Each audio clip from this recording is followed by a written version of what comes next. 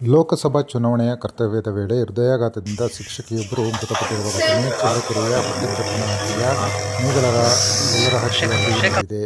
ಮತಗಟ್ಟೆ ಸಂಖ್ಯೆ 202ರಲ್ಲಿ ಚುನಾವಣಾ ಕರ್ತವ್ಯದಲ್ಲಿದ್ದ ಶಿಕ್ಷಕಿ ಯಶೋದಮ್ಮ ಎಪಿಆರ್ಒ ಆಗಿ ಕರ್ತವ್ಯ ನಿರ್ವಹಿಸುತ್ತಿದ್ದರು. ಬೆಳಗ್ಗೆ ಇದ್ದಕ್ಕಿದ್ದಂತೆ ಕುಸಿದು ಬಿದ್ದ ಎಪಿಆರ್ಒ ಯಶೋದಮ್ಮ ಅವರನ್ನು ಸರ್ಕಾರಿ ಆಸ್ಪತ್ರೆಗೆ ಸಾಗಿಸುವ ವೇಳೆ ರಸ್ತೆ ಮಾರ್ಗ ಮಧ್ಯದಲ್ಲಿ ಮೃತಪಟ್ಟಿದ್ದಾರೆ. ಘಟನೆಯ ವಿಷಯ ತಿಳಿದ ಶಾಸಕ ರಘುಮೂರ್ತಿ ಆಸ್ಪತ್ರೆಗೆ ಭೇಟಿ ನೀಡಿ ಕುಟುಂಬದವರೊಂದಿಗೆ ಮತ್ತು ವೈದ್ಯರೊಂದಿಗೆ ಸಮಾಲೋಚಿಸಿ ಕುಟುಂಬದವರಿಗೆ ಸಾಂತ್ವನವನ್ನು ಕೂಡ ಹೇಳಿದ್ದಾರೆ.